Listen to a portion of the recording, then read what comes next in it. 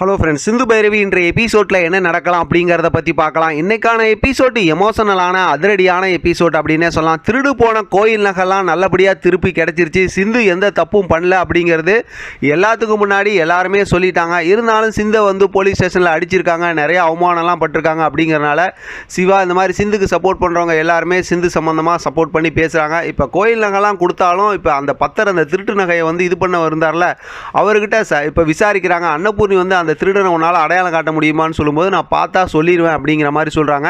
அதனால் பார்த்தா மகா எசைக்கு அப்பப்போ முறைச்சி போய் ஒளிஞ்சிக்கோன்னு சொல்கிறாங்க. எசைக்கு ஒளிஞ்சிக்கிட்டே இருக்கிறாங்க. சஞ்சய் உண்மையான குற்றவாளியை நான் கண்டுபிடிச்சிருவேன்னு சொல்கிறாங்க.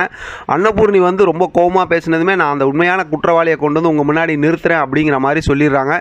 இப்போ அடுத்து பார்த்தோம்னா சாமியோட நகையெல்லாம் இப்போ மறுபடியும் சாமிக்கு போடணும் அப்படின்னா அதை அதாவது வெளியில் போயிட்டு வந்ததுனால அதெல்லாம் சுத்தம் பண்ணி தான் போடணும் அப்படின்னு சொல்லிட்டு அதுக்கப்புறம் பார்த்தோம் அப்படின்னாக்கா சாமிக்கு எல்லா நகையும் போடுறாங்க. எல்லாருமே அப்படியே இருக்கிறாங்க. அந்த நேரத்தில் பார்த்தோம் அப்படின்னாக்கா இப்போ தான் சிவா சிந்துக்காக அன்னபூர்ணி கிட்ட பேசுகிறாங்க. இப்போ அன்னபூர்ணி சிந்துக்கிட்ட மன்னிப்பும் கேட்குறாங்க. அதை கேட்டு மகா அப்படியே ரொம்பவே கோவப்படுற மாதிரி இது பண்ணிட்டு உட்காந்துருக்குறாங்க. ஆனால் அதெல்லாம் சும்மா இரிட்டேட் பண்ணுற மாதிரி தான் இருக்குது. அது மட்டும் இல்லாமல் பார்த்தோம் அப்படின்னாக்கா அடுத்து எசகிக்கிட்ட மகா நீ கண்ணிலே பற்றாத அப்படிங்கிற மாதிரிலாம் சொல்லி அப்படியே இது பண்ணி சொல்லிக்கிட்டு இருக்கிறாங்க. இப்போ பார்த்தா ஆறுமுகம் பைரவி கிட்ட சொல்லி நீ சிந்துக்கிட்ட மன்னிப்பு கேளு, நீ தானே அப்படி பேசுனேன்னு சொல்லும்போது சிந்துக்கிட்ட போய் பைரவி மன்னிப்பு கேட்குறாங்க. செம்ம சூப்பராக சிந்து எமோஷனலாக பேசுகிறாங்க. என் தங்கச்சி யார்கிட்டையும் மன்னிப்பு கேட்கக்கூடாது, உங்கள் நம்பிக்கையெல்லாம் போகிற மாதிரி நான் தான் நடந்துக்கிட்டேன்னு சொல்லி பேசுகிறாங்க.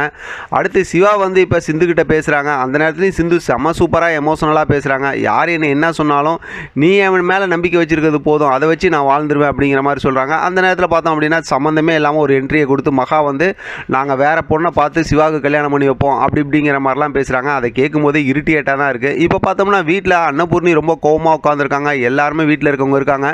நம்ம வீடு பூந்து நகையை திருடி இருக்காங்க, அவங்க யார் என்னங்கிறத கண்டுபிடிக்கணும் அப்படின்னு சொல்லிட்டு ரொம்ப லென்த்தியாக கோவமாக பேசுகிறாங்க. ஒரு கட்டத்தில் பார்த்தோம்னா சிவாவும் சிந்துவும் யாரோ நம்ம வீட்டை பற்றி தெரிஞ்சவங்க தான் இந்த மாதிரி செஞ்சுருக்க முடியும், இல்லாட்டி ஏன்னா வீட்டுக்குள்ளார சிசிடிவி கேமராவெல்லாம் கட் பண்ணி திருடிட்டு போகிறாங்கன்னா கண்டிப்பாக அவங்க யார் என்னன்னு கண்டுபிடிக்கணுங்கிற மாதிரி சொல்கிறாங்க.